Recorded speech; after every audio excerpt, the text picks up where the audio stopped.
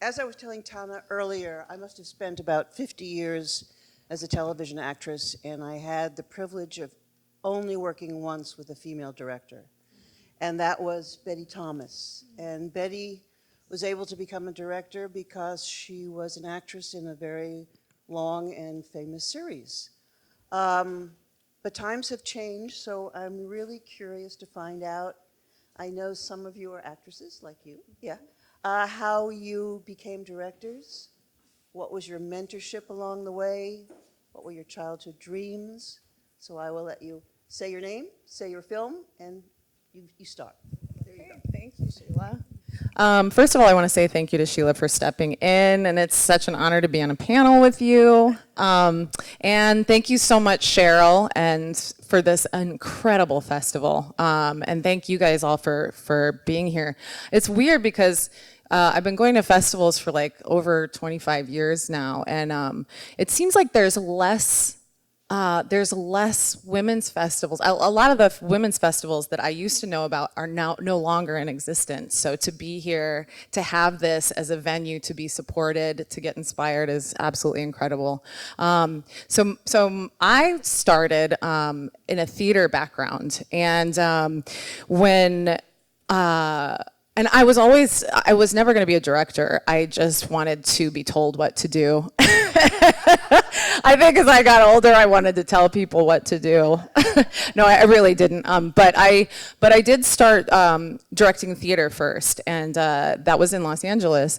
And I directed some really beautiful names, Barbara Bain, Karen Black, for shows that ran for a really long, like a year.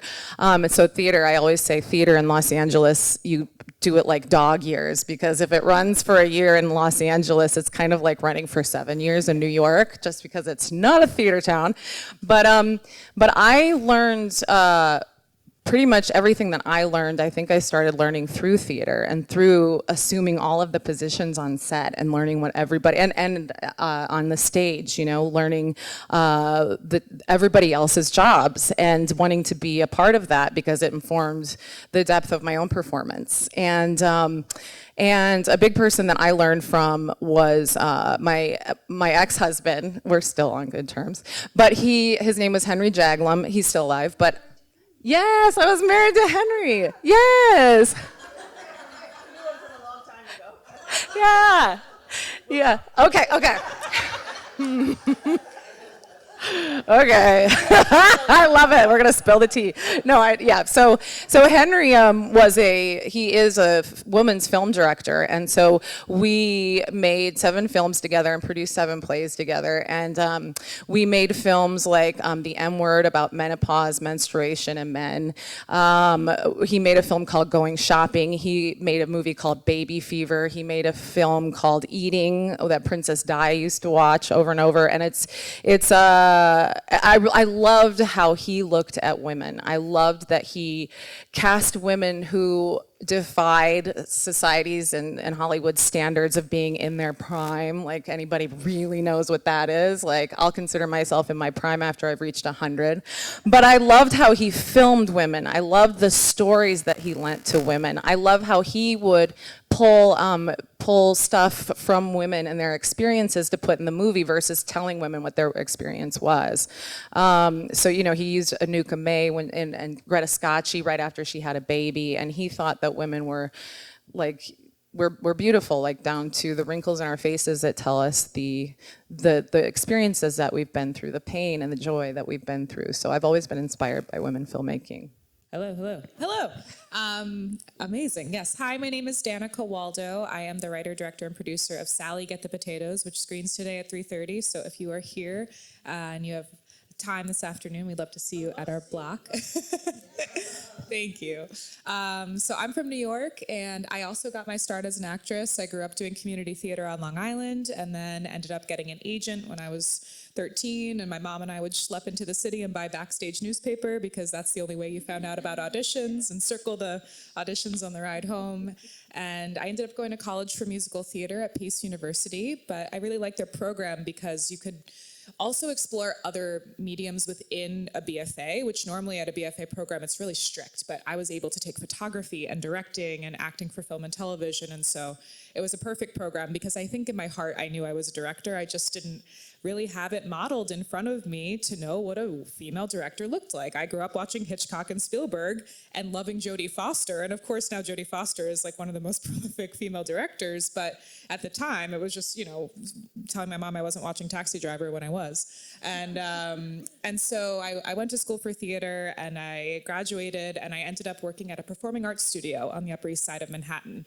It's called Applause New York. It's a wonderful place for young folks to go to learn acting and theater and dance and film and TV. And they had this great film program that had very little support because most of the folks there were theater people, and they stuck a camera and 10 kids in a room with me and said, make 2 movies, we'll see you in 14 weeks.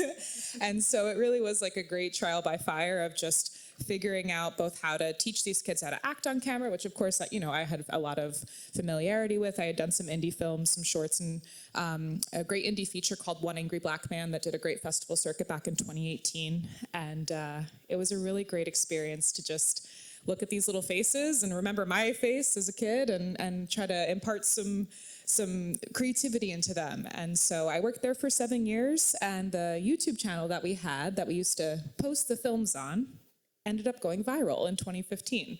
And the Applause New York YouTube channel now has 1.5 million subscribers and over 1 billion views. And so that really was my labor of love for like the first 7 years, but it was a beautiful way to get to experiment and fail and try and direct kids, which is really my passion, and to grow something that really has made an impact on young kids. Because when you see, I don't know if anyone has grandchildren or children in the audience who might watch YouTube, but most of the content is unboxing videos or get ready with me or here's my room tour. And kids would stumble upon our channel and they wouldn't even understand they were watching a movie. They would literally comment, is this real life? And so I think there was like a need for some creative content, which has certainly followed now since, of course, like streaming and YouTube have kind of had this balance. And I then went to a startup company called Lit Video Books, where I've been the director of production for the last 4 years. And I direct all the live action content as well as help build systems. I like systems, I like structure, I like organization. So film set is great because it's so structured. You have to be very orderly to get these crazy ideas done. And it was really the combination of my students and my crew from Lit Video Books who helped me actually make my first short film, Sally Get the Potatoes. So that's how I got here.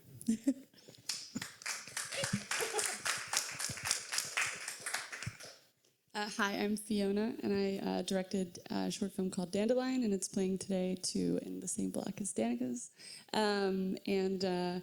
I didn't know what an artist was growing up, really. I didn't at all. Like, I didn't understand that there were people that made movies, like that was a job anybody could have. I just loved them, When I was growing up, my family fled the war in Kosovo in 1998, and we ended up in Sweden. So I grew up sort of learning languages watching movies. Like, I learned how to speak English watching movies. I learned how to speak Swedish watching movies. I learned how to tell a story and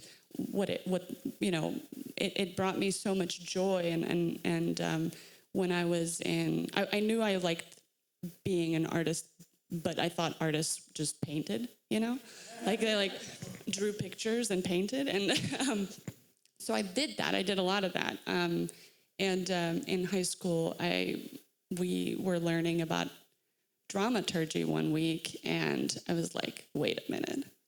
There's like a craft to it. Like there's like a whole way you can learn how to do this. And we watched movies and broke them down, and it just like blew my mind. And I ended up doing, I went to high school for math and science, but I very quickly learned that was a big mistake. Because I thought architecture was just drawing, but it wasn't. There's math. And I just found so much more joy whenever we would have a class where we would have to make a little video or put on a play on a stage, and that's where I shone, So I graduated high school, and I realized that I needed some time to figure out what that meant for me, what I needed to do. It was going to be hard to go to school in Sweden for college because my grades were not the best because I majored in science and math. And, I did poorly in those classes, but I did really well in the other ones. And so I took some time, and then I eventually landed on film school. So I applied to Columbia College Chicago and got in with a short film that I made, got a little scholarship, and then just made movies, and it was it, And for a very long time, I just, thought, this is still kind of a pipe dream. This is still a fantasy, because we're making the movies, but the movies are for me right now, nobody else is really seeing them. I was still sort of a little clueless about what it meant, how to make it into a career, because the thing about directors is that you make your work, you don't get hired. It's a different beast altogether. And so I moved my last year of my student visa. I moved to LA. I was like, why not? Let's see what's over there. And ended up getting some internships, and eventually I ended up getting married, and I ended up staying in the country. But I started assisting in Hollywood. I was a personal assistant for a very long time. I assisted actresses and writers, and basically a lot of things that weren't making movies. And I got sort of stuck in that, and I started feeling a little bit lost. It was like I was there, but I wasn't, I was in the industry, but I wasn't. It was so weird. My last job before the pandemic hit was the woman I was working for got a showrunning gig on a Max TV show, and I had just quit because I was like, I'm not making movies. I need to make movies. And I crawled back to her a month later. I was like, I need a job. She was like, great, because I just got a job. Do you want to be in the writer's room? So I was an assistant in the writer's room. And that was amazing. And I got to see people come up with story and create character arcs and write episodes. And it was amazing. But then that job ended, and then the pandemic hit. And in the pandemic, I sort of look back at my life, look back at the last 4 years of living in LA, and realized again that I'd had a lot of great experiences, but I really wasn't making movies still. And decided to see if I could get into a grad program where I could get back into making some more movies and carving out the time and the space to really do that. So this film that Corey and I, my screenwriter Corey is in the audience, who I wouldn't be here without. We both attended AFI at the same time, and Dandelion is our thesis film. And those 2 years were like a total blessing, where I didn't have to worry about paying my bills, and I didn't have to worry about working, and I could just make the movies. But yeah, it's funny because when I was writing my essay for AFI, to get into AFI, the little narrative statement you have to do, and I ended up looking back on what was the exact moment where I think maybe it came up to the surface that's director rather than anything else, right? Because you could do anything in film. And I remember taking those high school aptitude tests with my guidance counselor, and it's so weird, but I remember it saying film director, and it was because it's crazy, but it was because I wanted to be creative, I wanted to work with people, and I was a leader. I wanted to be a leader, and I'm so glad I did that. I don't think I was consciously aware of the fact that test had any effect on me, but I think I was talking to Danica about this earlier. I think it was subconsciously informing my decisions from that point on at 18. So I'm happy I did that, and I'm happy I chose to move to America to try and pursue it. Yeah, it's very exciting. Christina Corona. I wrote and directed When Everything Was Blue. When I was little, I was super introverted. I still am. very introverted. And so what I did with my free time is just watch movies and series, and it was like the one thing that made me feel connected to people. And so I've always kind of known I wanted to be in that world. I just didn't know what I wanted to do. And so I went to Ithaca College for production, and shortly after that, I started producing for Jay-Z's production company in New York. Did a lot of like music documentaries, music videos, and then I actually left that company to start my own film company called Film Up, and it evolved over time into like a tech company. And we built a huge brand around it, over 1 million followers. We had a podcast where we interviewed like the cinematographer on Ozark and, you know, really amazing creatives. And I woke up one day and I was like, I'm running a tech company, but I want to create movies. And so I like took 2 weeks off and I was like, okay, I think I need to shift. And so I resigned, and When Everything Was Blue was like the first film that I was like, okay, I have to make something or I'm like a hypocrite. Like, you just left a company you were working on for like 10 years to go make stuff. So this was like the first film that I ever wrote and directed.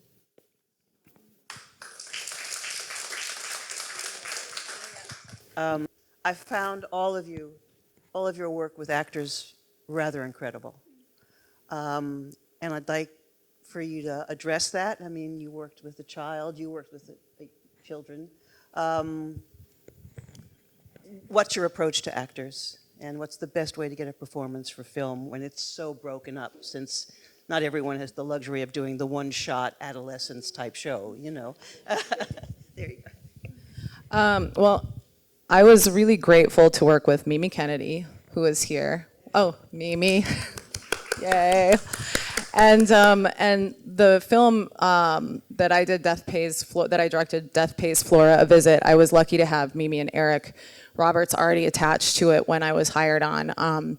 And what I can say about what I believe, So you were hired on, this was not your total? Right, yeah. And it was a Cy Rosen script, and he was producing. So Cy was very monumental in the birth of our television from the 70s and 80s. He wrote Sanford and Sons. He wrote Rhoda. He wrote Wonder Years. He wrote Taxi. He wrote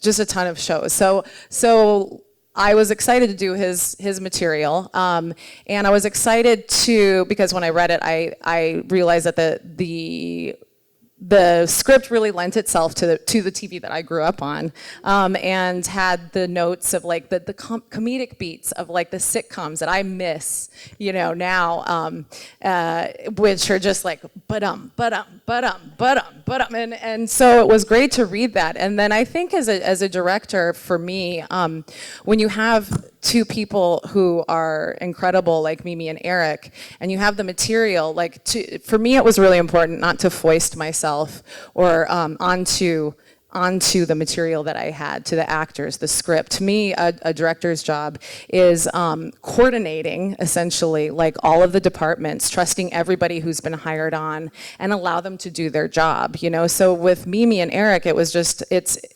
about just getting out of their way and letting them work, because, you know, I have imposter, syndrome, I think, when it comes to directing, because it's not about me, it's about facilitating everybody else's vision, and wrangling that, you know, and whether it's a large budget film or a smaller budget film, allowing everybody else's voices to shine through. You know, Mimi and Eric came at this having already done some rehearsals, and Eric actually, you know, they rehearsed for a couple of weeks straight, I think, before.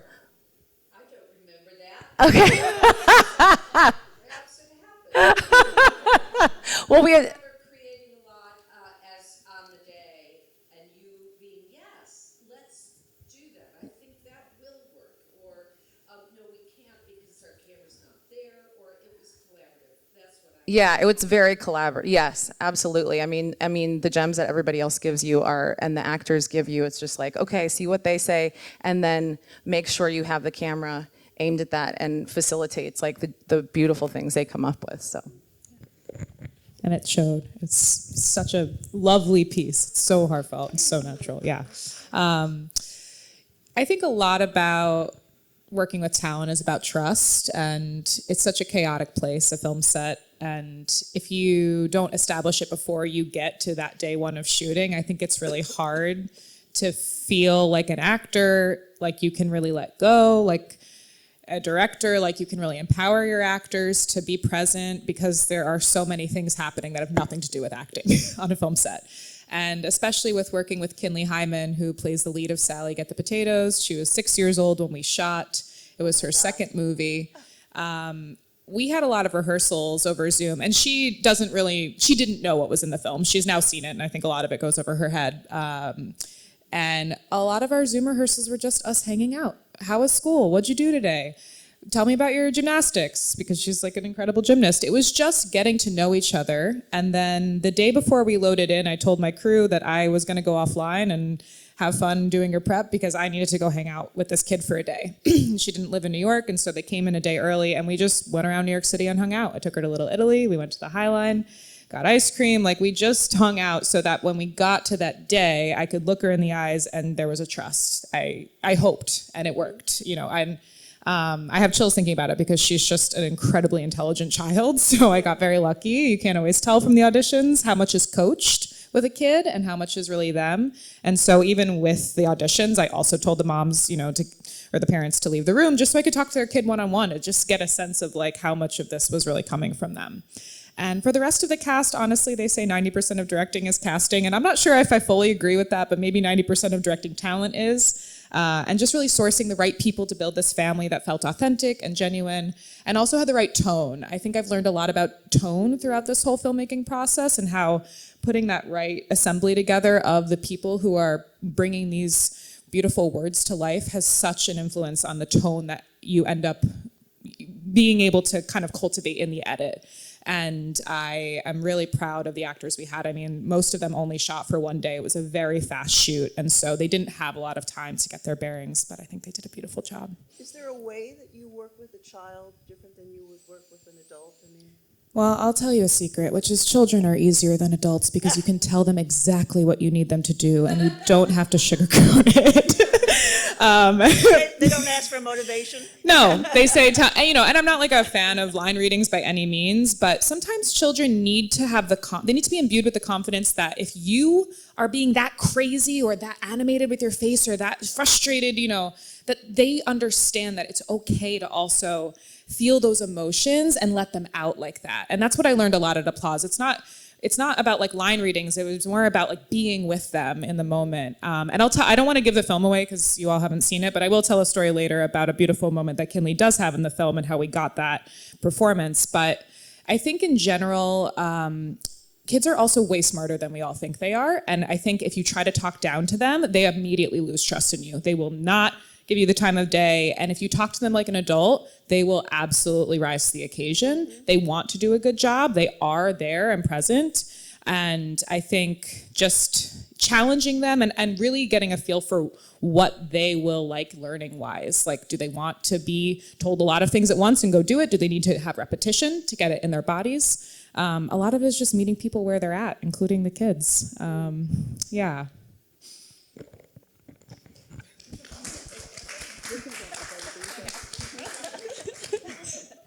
Yeah, I echo a lot of what's already been said. I 100% do believe that if you could be an incredible director, and if you cast the wrong person, it's never going to work. It's just not, no matter what you do. So casting is the vast majority of your directing will happen before you get to set, right? Like and the way that I love to cast is just, so, you know, it's changed a little bit now with self-tapes being sort of like the main way that you first get to experience an actor's performance. And I don't know how I feel about self-tapes yet, but I do think that, like, for me, the most important thing is getting to know the person, understanding, can we collaborate together? Because as I've grown as a director, I've realized that it really is just about finding your people and finding the people that you can talk to, just talk to. And that sounds so simple, but it's so much harder than anybody could ever imagine, especially when it comes to communicating story and vision and character. You really need to be in the room with the right people that you speak the same language with. And so casting Dandelion was really fun, and I had, I knew the first time I saw the self-tape of the girl, like I just knew it. I felt her. She was so real and so raw. My favorite thing was when whoever was filming her self-tape called cut, and Ava was doing a very emotional scene, and crying, and her friend called cut, and she went, "That was amazing!" And at the end of the video, and I was like, "Oh, I need to meet her. She's great. I can't believe she exploded out of that emotion so fast." I was blown away by it. So, and the biggest decision came, in the conversation I had with her after that. We spent an hour just talking. Just, who are you? How did you come to this? Why do you care about film and acting? And then the last half hour is talking about the story, the script, and very, very, very quickly if the person you're talking to understands it the way you do, right? And there's going to be times where you have to explain certain things, and little moments in the script that might not have read to them the way that it reads to you, but all of the work we did together happened almost all the work we did together happened before we got to set, because on set it can be quite boring. Not like directing is fun, but on set it can be a little boring because you're doing a lot of other things other than directing actors, and dealing with logistics, and you're dealing with everybody else, and what's going to happen. Can we get that car? Can we not? Will the door not close? And so the time you end up spending with the actor on set is so minimal. So if I haven't cast the right person, I'm in big trouble, because I will not have enough time in between takes or in between setups to talk. Has that ever happened, that you cast the wrong person? Absolutely. You had to fire them? I never fired anybody. Oh. It's never been that deep. I mean, the projects I did before Dandelion was just like, well, this one's gonna just suck. It's fine. But and it's not the person's fault that they were the wrong casting. It was my fault, but it's definitely happened, and there's just so very little you can do to salvage it, especially because I tend to make movies about relationships. And so the added layer to that is the relationship between them, and do they have chemistry? And there's sometimes you can't test it, you don't have time, or they're not in the same place, or so there's definitely a little bit of an element of luck, but I think that as a director, it's also your job to facilitate the relationship between the actors as well. And so if I don't love to rehearse full scenes, but I do love to do little exercises for the actors to get to know each other really well. And if it's a romantic thing, just like getting them to look into each other's eyes, like just quietly looking at each other for a while, it creates a lot of intimacy and little things like that. But yeah, that's sort of my approach. It's a collaboration, and we figured it out together, but most of that directing happens in just the casting, honestly, and talking to them as people.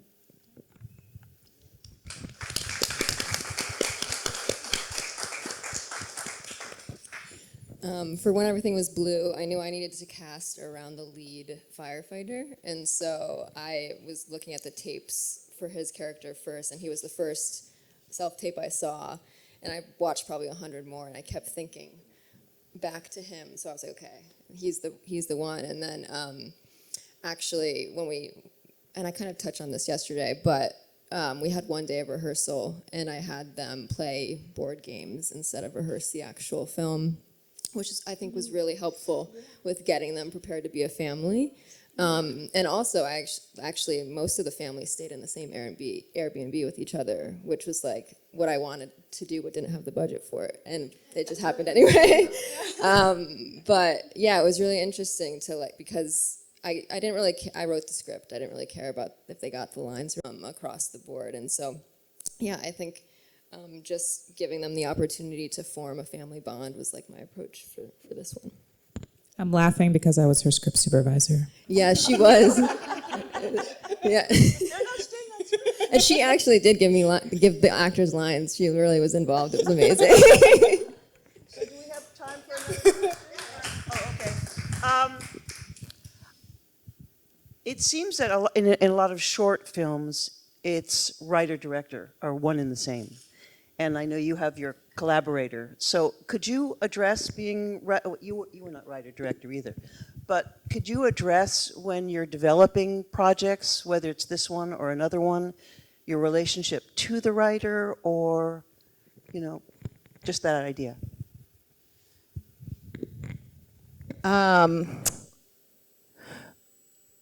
I think my relationship to the director and the writer, my relationship to the writer, it depends what medium we're working in, because with my ex, Henry, I was used to, he did a lot of rarely did he have a script. Like sometimes he would just operate from writing, the whole movie would just be on one piece of paper for a full-length feature. And in that case, it was interesting to come up with a dialogue myself, and it was like not really adhering to the script. But I think as a director, it's again your job to look at what the writer intended, to get out of that scripts and that content's way as much as possible. With Sai's work, I knew that there was, it essentially was a story about, it was a very, very imaginative story where death approaches a woman on a park bench and tells her it's her time to go. And throughout, hopefully you guys have seen it, or if you do see it, it won't matter if I tell you, but eventually like a female outwits death, and Sai wrote that. So I knew on one level that it was the sort of 70s and 80s beats of comedy that was fun to play with. I also knew that it was also sort of an ode to Sai's wife, because his wife, who he loved so much, had passed away. So it was a part of his, I think, sort of mitigating the notion of death and what had happened to his wife. And I knew that on a personal level, about just because he told me that separately, and then to sort of give this, so for me to give a whimsical feel to the material, which I love. I mean, the books that I loved growing up were Wizard of Oz and Alice in Wonderland, and then I love Terry Gilliam. So not that I feel that I'm Terry Gilliam, but I am affected by the colors and the way that Terry Gilliam sets up what I see as really important emotions that we all have, but does it in a very imaginative way. So I think that answers it, I think. Yeah, so I prefer to work with the writer. It's not that I don't love writing. I don't love writing, but I don't dislike it. I just I know where my strengths are, and my strengths are in directing, and I. Was the story idea collaborative? No. Okay, So it's based on real events that took place actually in Seattle, but all over the U.S. in the 70s. And Corey, who I've been collaborating with in a writing, directing, but also we co-directed once before, capacity since undergrad. We were both at AF at the same time, and she happened upon this story and started writing it as a feature in her screenwriting class. And we were tasked, we knew we wanted to do our thesis project together, and we were tasked with trying to come up with ideas for our thesis film. And I had already axed one of my ideas because it's going to be too hard to do in LA, and I remember getting to read the first 40 pages of Corey's amazing script, Dandelion the Feature, and I just knew. Not only was I in love with those characters in the world, but I was like, actually, I think people need to know about this, and I think they need to hear this story. So Corey and I sort of mostly only collaborated with Corey as a director. We complement each other really well. I'm a little bit chaotic, and my sort of energy is a little all over the place, and I'm a much more sort of emotionally driven story person, and I'm like always just wondering what it is, what's happening between these people.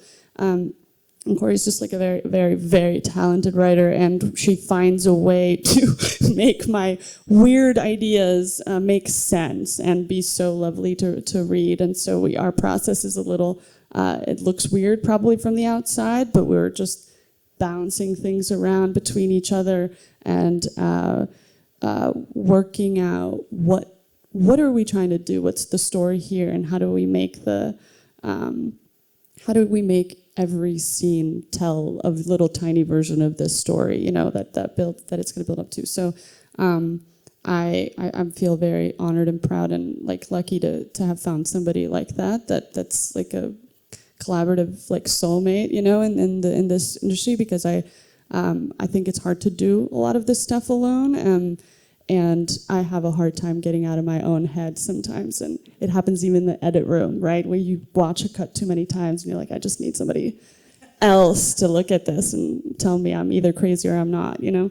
And we do that for each other really well. So I do love that process. And it honestly gives me this relationship to the text and to the story that I'm just outside enough to have the directorial vision to support, uplift, enhance, and not like when I've written my own work and then directed it, I think you can get stuck in it. You know, you're like, but I wrote it like this, and then your director brain might actually have a different feeling or idea about it. So I love that. It feels like just far enough from me that I can have the right perspective to then make it into a film, right? Because on the page, it's not yet.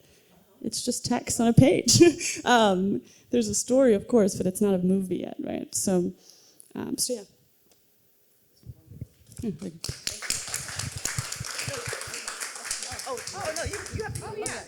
Yeah, sorry. I wrote my film, so, but I am, yeah, as a general collaboration, yeah. So I'm attached to direct a feature that I didn't write, and so this has been one of the first times that I'm going through this process, and it's really exciting because these writers have been trying to push this film for a long time, but haven't gotten the traction.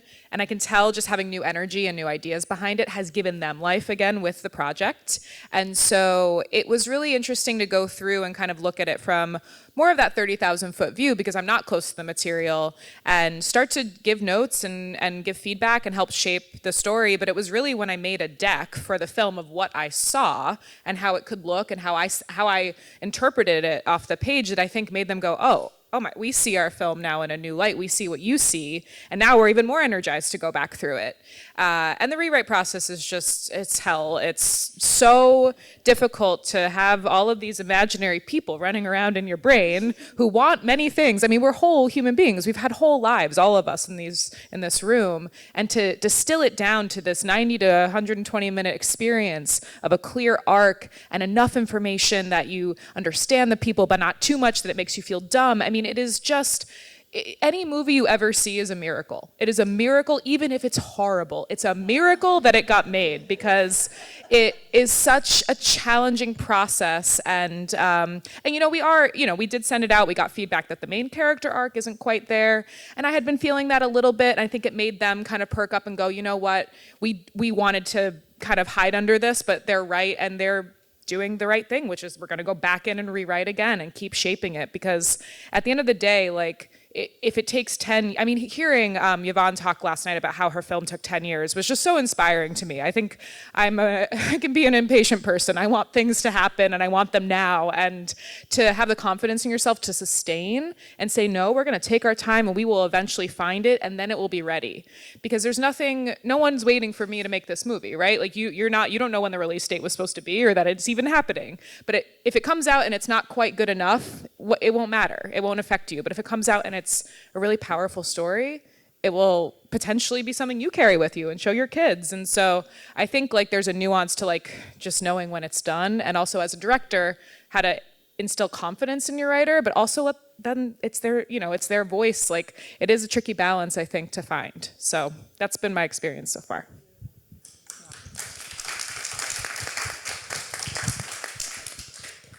I actually wrote When Everything Was Blue as a feature first, and couldn't get funding because it's so hard. So my friend Carl was like, let's write it into a short, and so I co-wrote it with him.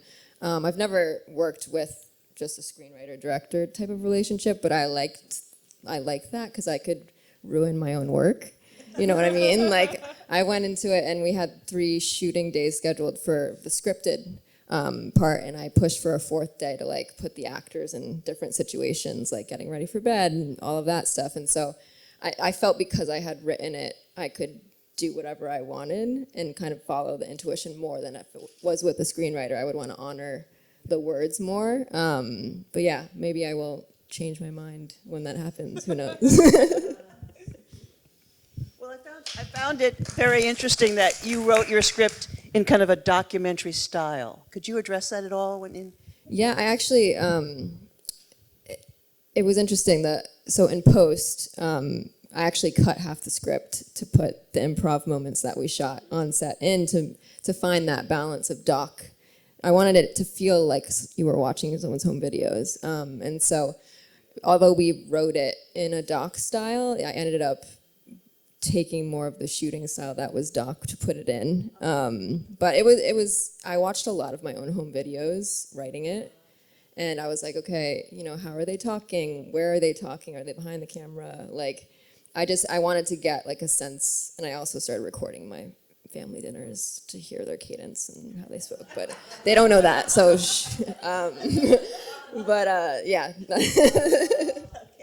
Well, I want to thank you, lovely ladies, and your wonderful films. Thank you. And thank you all for being here today.